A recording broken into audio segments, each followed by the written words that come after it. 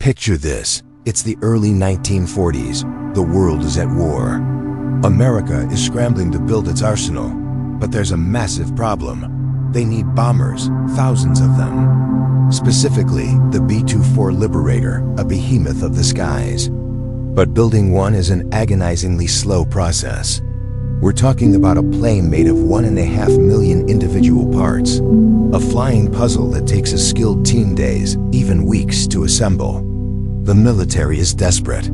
They need these planes, and they need them yesterday. Into this crisis steps an unlikely figure, Henry Ford. Yes, the car guy. The man who revolutionized manufacturing with the Model T. He takes one look at the situation and makes a statement so audacious, so unbelievable that it echoes all the way from Detroit to Washington, D.C. He says he can build 1,000 planes a day. 1,000. Let that sink in. At a time when the entire aircraft industry was struggling to produce a handful, Ford claimed he could churn them out like they were automobiles. The reaction in Washington was, to put it mildly, skeptical.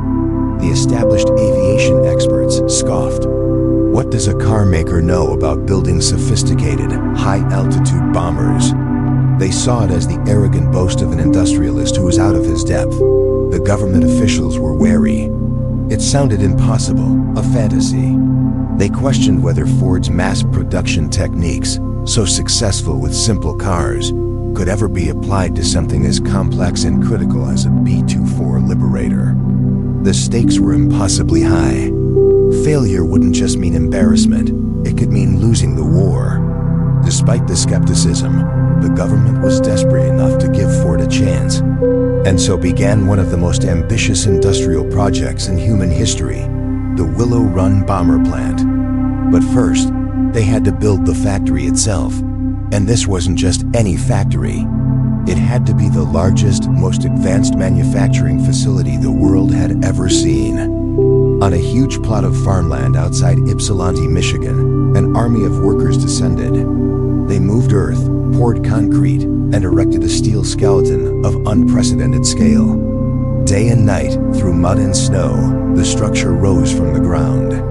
It was a race against time, a monumental effort to create a space big enough to house Henry Ford's impossible dream. The world watched, holding its breath.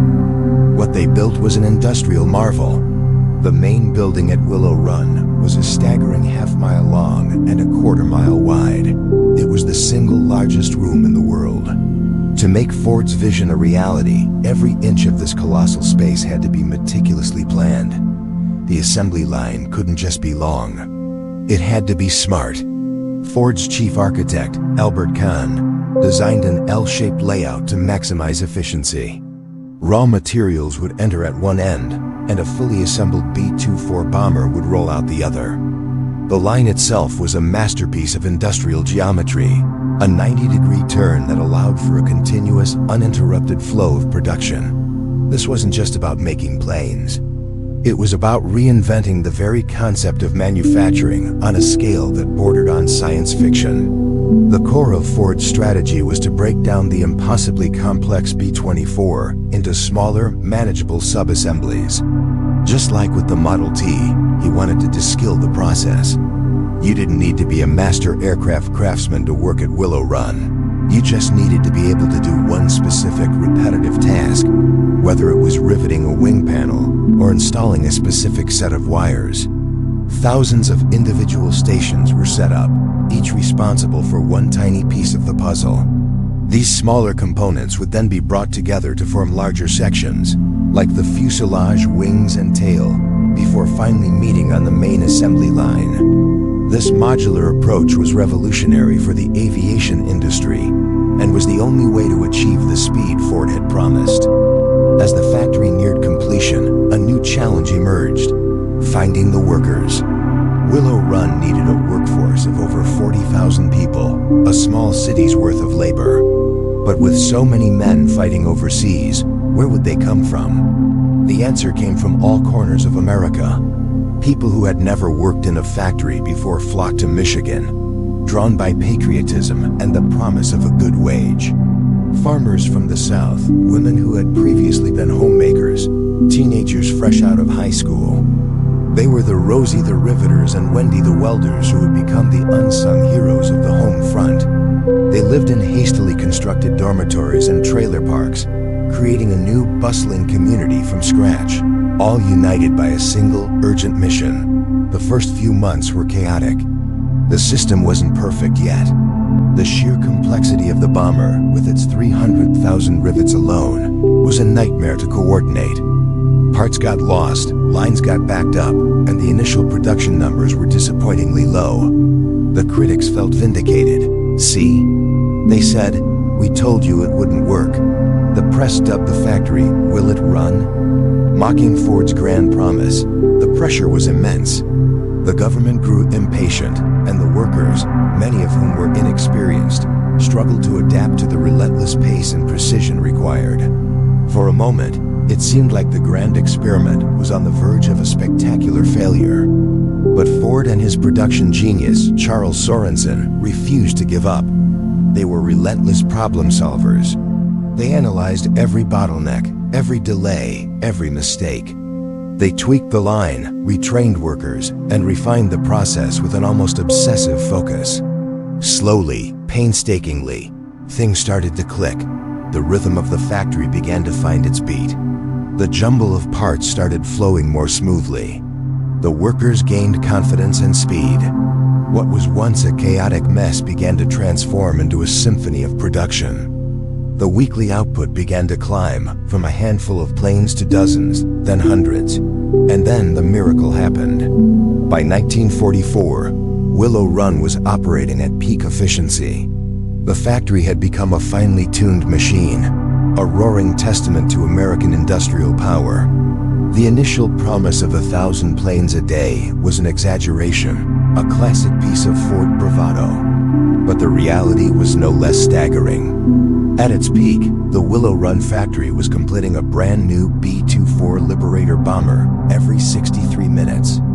A fully assembled, 4-engine, long-range heavy bomber rolled off the assembly line in about the time it takes to watch a movie. In a single month, Willow Run produced more bombers than the entire German aircraft industry. The impact was felt thousands of miles away, in the heart of the Third Reich. German intelligence reports coming back to Berlin were met with disbelief. They simply could not comprehend the production numbers. It seemed like a physical impossibility. How could the Americans produce these complex war machines at such an astonishing rate?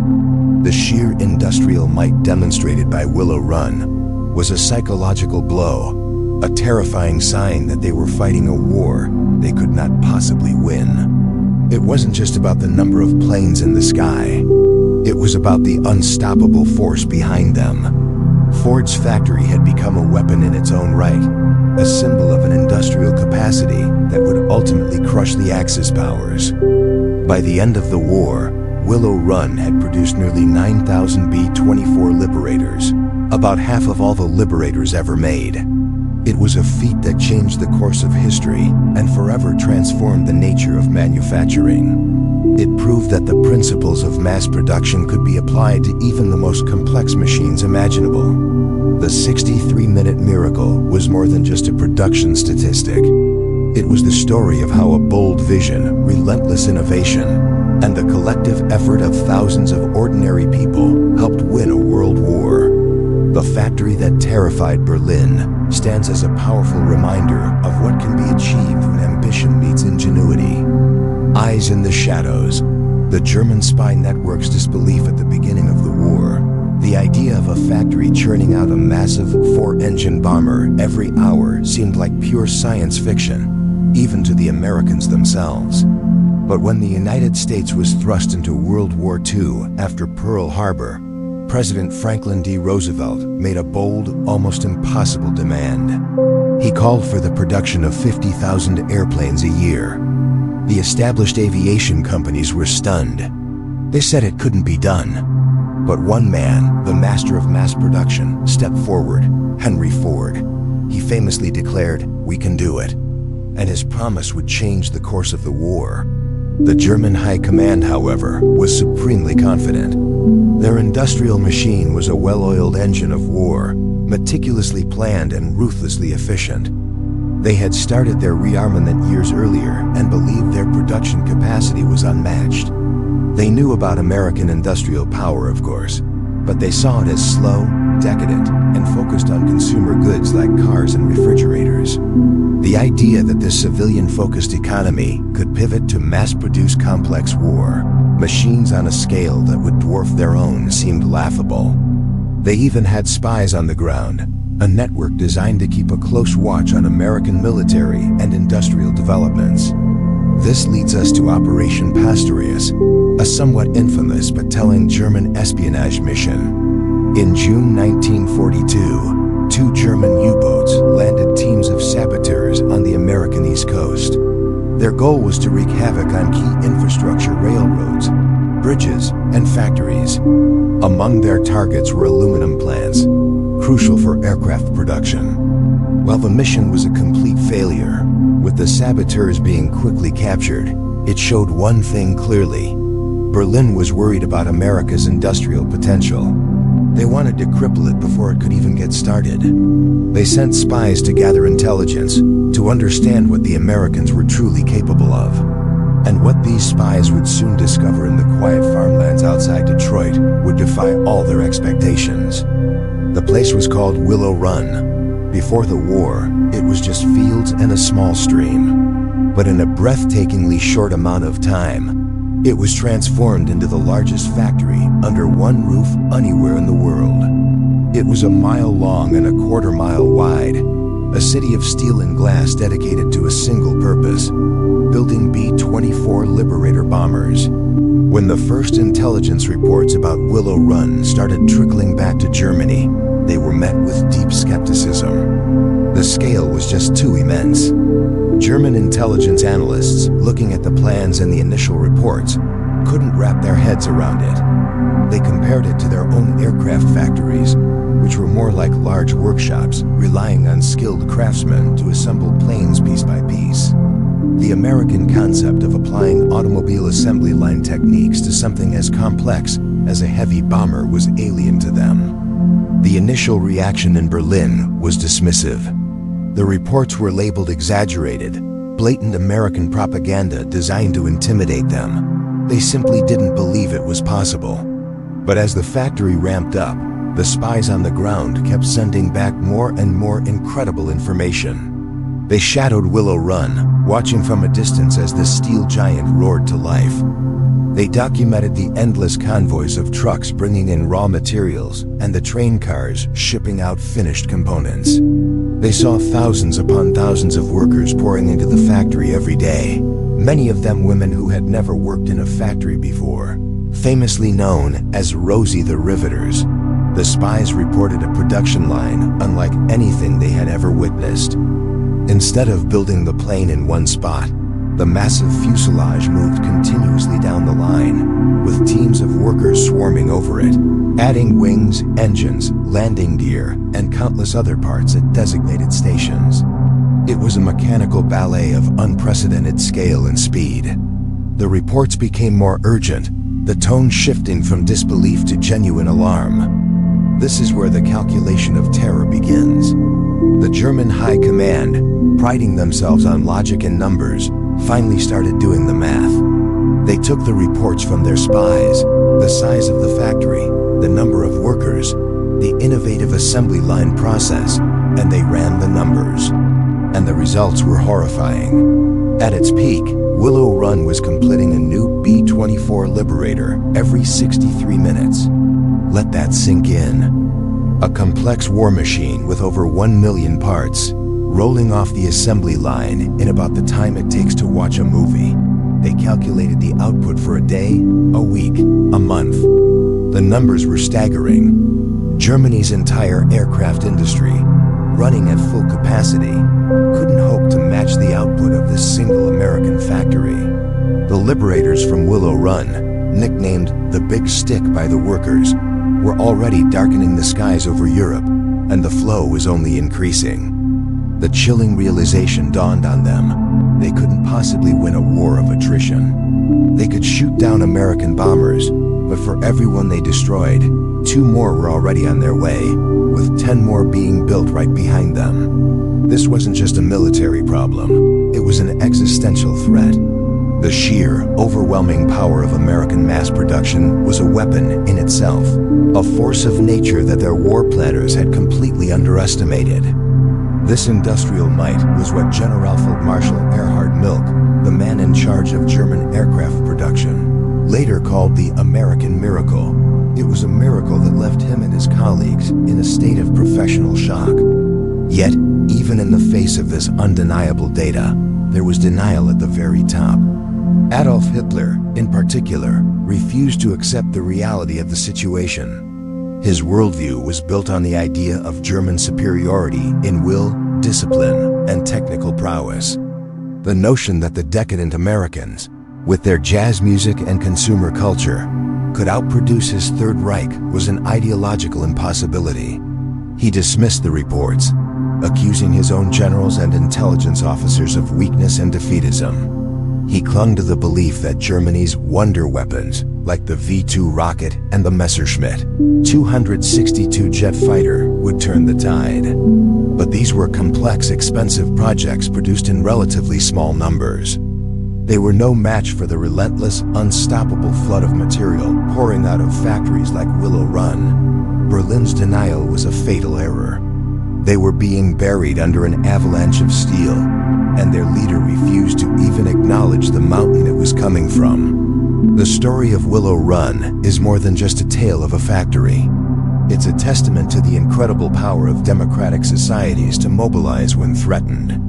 It was a miracle of engineering, logistics, and human spirit. The men and women who worked there, many leaving their old lives behind, became soldiers on the home front, their rivet guns and wrenches as vital as any weapon on the battlefield. The 63-minute miracle wasn't just about building planes. It was about building victory. It sent a message to the Axis powers that was louder and clearer than any bomb. You cannot defeat the industrial heartland of America. And that, more than anything, is what terrified Berlin. The heartbeat of production. A bomber every 63 minutes at its peak. Willow Run was a symphony of organized chaos, a place where a brand new B-24 bomber, a complex machine with over 1.5 million parts, was completed every 63 minutes. Think about that. Less time than it takes to watch a movie, an entire aircraft, ready for war, was born. This staggering rate of production was something the world had never seen before. The Germans, with their tradition of painstaking, hand-built craftsmanship, simply couldn't comprehend it. Their intelligence reports described a factory so vast it was almost a city in itself, a relentless production line that seemed to defy the laws of manufacturing. They were terrified, not just by the bombers themselves, but by the industrial might that could create them at such an impossible speed. So how did they do it? The secret was in cracking the code of mass production and applying it to something as complex as an airplane. Henry Ford, the master of the assembly line, brought his automotive principles to aviation. While German factories relied on skilled craftsmen, meticulously building one plane at a time, Ford broke the B-24 down into smaller, manageable sub-assemblies. The fuselage, the wings, the tail, each section was built on its own separate assembly line, then brought together for final assembly in a massive mile-long building. It was a radical departure from traditional aircraft manufacturing. Instead of workers moving around a stationary plane, the plane itself moved down the line, with each worker performing a specific repetitive task. This was the genius of Ford's system, simplifying complexity through division of labor. The sheer human scale of Willow Run was breathtaking. Imagine a single building, the largest factory under one roof in the entire world at the time, housing over 40,000 workers. The final assembly line alone stretched for nearly a mile. To keep this human machine running 24/7, Ford built an entire community around the factory, complete with housing, schools, and shops. It was a city dedicated to a single purpose, building bombers. Workers came from all over the country, drawn by the promise of good wages and the patriotic call to action. The factory floor was a bustling metropolis of noise, activity, and focused energy, a testament to what a nation could achieve when united towards a common goal. This wasn't just a factory. It was a symbol of America's industrial power, a sleeping giant that had been fully awakened. A huge part of this new workforce was women. With millions of men serving overseas, America turned to its women to fill the factories, and they answered the call in droves. The iconic image of Rosie the Riveter was born right here, in places like Willow Run. These women, many of whom had never worked in a factory before, learned to operate heavy machinery, rivet aluminum sheets, and wire complex electrical systems. They proved that they were just as capable, just as dedicated, and just as crucial to the war effort as the men on the front lines. They shattered stereotypes and became the backbone of the arsenal of democracy. Their contribution was not just about labor. It was a profound social shift that changed the American workforce forever. Without the thousands of Rosies at Willow Run, the 63-minute miracle would have been impossible. Now, let's talk precision. A B-24 Liberator was made up of roughly 1.5 million individual parts, from tiny rivets to massive wing spars. In a traditional factory, skilled fitters would spend hours filing, drilling, and adjusting parts by hand to make them fit. Ford's system couldn't afford that kind of delay. The key was interchangeability. Every single component had to be manufactured to such precise tolerances that it could fit perfectly on any bomber coming down the line, every single time. This required an unprecedented level of quality control and engineering. Ford's team created thousands of jigs, fixtures, and gauges to ensure that every hole drilled, every panel stamped, was identical.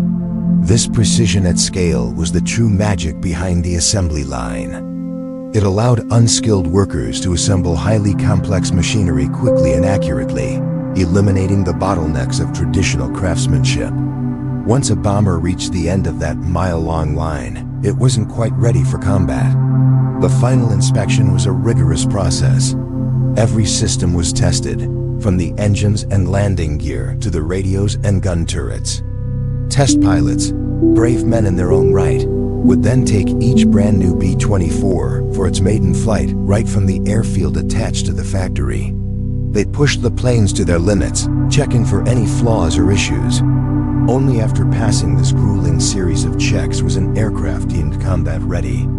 Fresh off the factory floor, these Liberators were then flown by ferry command pilots across the Atlantic and Pacific, straight into the theater of war. The journey from a sheet of aluminum in Michigan to a bomber flying over enemy territory was astonishingly fast. A direct pipeline of air power that overwhelmed the Axis. The story of Willow Run is more than just a tale of manufacturing.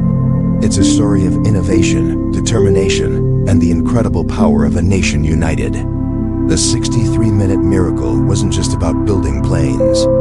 It was about crushing the morale of an enemy that believed itself to be industrially and technologically superior. It demonstrated that the American spirit of ingenuity, when unleashed, was an unstoppable force. The legacy of Willow Run lives on, not just in the history books, but in the principles of mass production that continue to shape our world today. It's a powerful reminder of what we can achieve when we dare to think big. The logistics of doom, flooding the skies over Europe. Before we dive into the nuts and bolts of this industrial miracle, let's set the stage. The early years of World War II in Europe were grim for the Allies. German industry was formidable, and their air force, the Luftwaffe, seemed unstoppable. The British were fighting for their lives, and the Americans, after entering the war, faced a monumental task: how to project power across an entire ocean and defeat a deeply entrenched enemy. The answer was air power. Not just planes, but an overwhelming tide of them. The strategy was simple, but the execution was a logistical nightmare. They needed to build bombers faster than the Germans could shoot them down, and those bombers needed to fly farther and carry more explosives than ever before. This wasn't just a battle of soldiers. It was a war of production lines, of steel and rivets, of sheer industrial will. The B-24 Liberator was the machine for the job. It was a beast of a plane, with a longer range and a heavier bomb load than its more famous counterpart, the B-17 Flying Fortress. But in the early days, building them was a slow, painstaking process. Then, a name synonymous with American industry stepped in. Ford. Henry Ford, the master of the assembly line, had initially been reluctant to get into war production. But when he finally committed, he did so with a vision that would change the course of the war. He promised to build a factory so vast, so efficient, it would churn out bombers on a scale the world had never seen. The government was skeptical. Aviation experts were doubtful. They said you couldn't build a complex aircraft like the B-24 on a moving assembly line, the same way you build a Model T, but Ford was about to prove them all wrong. The result was the Willow Run factory in Michigan. It wasn't just a factory, it was a city. A mile-long assembly line, its own airport, and housing for tens of thousands of workers. It was the largest enclosed room in the world at the time. When it first opened, the challenges were immense. The complexity of the B-24, with its million-plus parts, was staggering. Early production was slow, and critics dubbed the plant "Will It Run?" But the American workforce, a diverse mix of men and women from all over the country, many of whom had never seen a factory before, rose to the occasion. They learned new skills, worked around the clock, and fine-tuned every step of the process. They were the unsung heroes of the production line. Slowly at first, then with astonishing speed, the arsenal of democracy roared to life. The separate parts of the bomber fuselage, wings, tail were built on their own moving lines, and then brought together in a final massive assembly hall. The process became a symphony of synchronized labor. And then, it happened. The factory hit its stride. Production numbers that seemed impossible were suddenly being met, then exceeded. By 1944, Willow Run was a well-oiled machine. And at its peak, a brand new 4-engine heavy bomber was rolling off that mile-long line every 63 minutes. Think about that. Less time than it takes to watch a movie.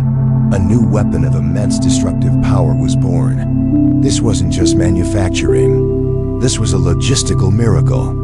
And for every plane that rolled out of Willow Run, another nail was hammered into the coffin of the Third Reich. The impact on the air war over Europe was transformative. For every B-24, the Luftwaffe managed to shoot down 2, 3, or even 4 more were on their way from factories like Willow Run. This was the tipping point. German fighter pilots, no matter how skilled or brave, were being overwhelmed by sheer numbers. They would land their planes after a brutal dogfight, only to see a fresh, even larger wave of bombers darkening the horizon. The supply of Allied planes had officially and irreversibly outpaced the enemy's ability to destroy them. The Allies could now afford losses that would have been crippling just a year earlier. It created a brutal attritional math that Germany simply could not win. They were fighting against a factory, and the factory never slept. With this newfound abundance of long-range bombers, Allied strategy could shift. The B-24's incredible range was its superpower. Unlike earlier bombers that were limited to targets in occupied France or Western Germany, the Liberator could reach deep into the heart of the enemy's territory. Oil refineries in Romania, submarine pens on the coast, and most importantly, aircraft factories in central Germany were now within reach. The war was no longer just at the front lines. It was being delivered directly to the source of Germany's war machine. The strategic bombing campaign, once a risky and costly endeavor, was now a relentless, crushing force, systematically dismantling the industrial infrastructure that sustained the German army. The Liberator became the backbone of this effort, the workhorse that carried the war to Berlin's doorstep. But the impact wasn't just physical, it was deeply psychological. Imagine being a civilian in a German city. The air raid sirens wail, and you run for shelter. But the sound that follows isn't the whistle of a few dozen planes. It's the sound of 1,000 4-engine bombers. A deep, earth-shaking, soul-crushing drone that goes on and on and on. It was a sound that announced the inevitability of defeat. It communicated a terrifying message. We can reach you anywhere. We have more planes than you have bullets. There is nothing you can do to stop this. This sound, the sound of thousands of engines made possible by factories like Willow Run, was a form of psychological warfare just as potent as the bombs they carried. It shattered morale and sowed a sense of hopelessness that spread from the cities all the way to the front lines. Ultimately, Germany could never win a war of factories. The Nazi regime's initial successes were built on swift, decisive battles, the Blitzkrieg. They were not prepared for a prolonged war of attrition against an industrial giant like the United States. While German engineers produced technologically advanced weapons, they could never match the sheer volume pouring out of Allied factories. The contrast was stark. In Germany, skilled craftsmen meticulously built small numbers of advanced fighters. In America, an army of newly trained workers on an assembly line churned out heavy bombers by the hour. The 63-minute miracle of Willow Run was the ultimate symbol of this industrial disparity. It represented a system, a philosophy of mass production, that the Axis powers could not comprehend, let alone compete with. By the end of the war, the B-24 Liberator had become the most produced American military aircraft in history. Over 18,000 were built, with Willow Run alone accounting for nearly half of them. It flew in every theater of war, from the freezing skies over Germany to the tropical islands of the Pacific. While the B-17 often gets more glory in popular culture, it was the Liberator that formed the new backbone of the U.S. Army Air Force's Bomber Command. Its dominance was a testament to the power of American industry and the workers who made it happen. The story of Willow Run is more than just a tale of a factory. It's a story about how a nation, when pushed, can mobilize its ingenuity and its people to achieve the impossible. It's a powerful reminder that sometimes, wars are won not just by soldiers on the battlefield, but by the rivet guns and wrenches of workers thousands of miles away. The 63-minute miracle wasn't just about building planes. It was about building hope for the Allies and terror for their enemies. It was a demonstration that the free world's capacity to create could overwhelm a tyrant's capacity to destroy. The roar of those thousands of engines over Europe was the sound of freedom, forged in the heart of America, and delivered with devastating effect to the very doorstep of the enemy. The industrial verdict: why Detroit won the war. It's 1941. The world is at war. America is scrambling to arm itself and its allies. President Roosevelt turns to the titans of industry with a desperate plea. We need planes, lots of them. He set a seemingly impossible goal: 50,000 aircraft a year. When the U.S. entered the war, the established aircraft companies were building planes by hand, a slow, painstaking process. A single B-24 Liberator bomber, a crucial long-range heavy bomber, took months to assemble. Ford looked at this and saw inefficiency. He famously declared, "We can build a bomber an hour." The aviation experts scoffed. They said it was impossible, but they didn't understand the power of the assembly line. Ford wasn't just planning to build planes. He was planning to build them like he built cars. In a matter of months, a massive 1-mile-long factory rose from the farmland of Ypsilanti, Michigan. This was Willow Run, the largest factory under one roof in the entire world. It was a city unto itself, with its own fire department, hospital, and police force. The sheer scale was mind-boggling. The main assembly line alone was over a mile long. Ford invested his own money, over $200 million, to make this vision a reality. He was betting everything on his belief that mass production could win the war. The challenge was immense. Building a B-24 Liberator was infinitely more complex than building a Model T. A car had about 15,000 parts. A B-24 bomber? Over 1.5 million. The tolerances were tighter, the materials were more exotic, and the stakes were infinitely higher. The initial days at Willow Run were chaotic. Production was slow, and critics were quick to label the project Will it run? The transition from car manufacturing to aircraft production was brutal. Workers, many of whom had never even seen an airplane up close, had to be trained from scratch. But Ford's system, the very essence of American industrial might, began to take hold. They broke down the complex process of building a bomber into thousands of smaller, manageable steps. Just like with the Model T, each worker had a specific task. The massive airframe components moved down the line, with parts and subassemblies flowing in from the sides, culminating in a finished bomber rolling out the enormous hangar doors. And then, the miracle happened. By 1944, Willow Run was hitting its stride. The factory wasn't just meeting Ford's audacious goal of a bomber an hour, it was exceeding it. At its peak, a brand new 4-engine B-24 Liberator was rolling off the assembly line every 63 minutes. Think about that. A complex war machine, ready for combat, was being produced in just over an hour. It was an industrial tidal wave that the Axis powers simply could not match. Now let's talk about why this terrified Berlin. German intelligence, like the American aviation experts, initially dismissed the reports coming out of Michigan as impossible propaganda. They couldn't conceive of such a production rate. Their own aircraft manufacturing, while advanced, was still largely a craftsman-based industry. They could build excellent planes, but they couldn't build them on this scale. Post-war interrogations of high-ranking German officials, including Luftwaffe Chief Hermann Göring and Armaments Minister Albert Speer, revealed a shocking truth. They weren't defeated by a single battle or a brilliant general. They were defeated by Detroit.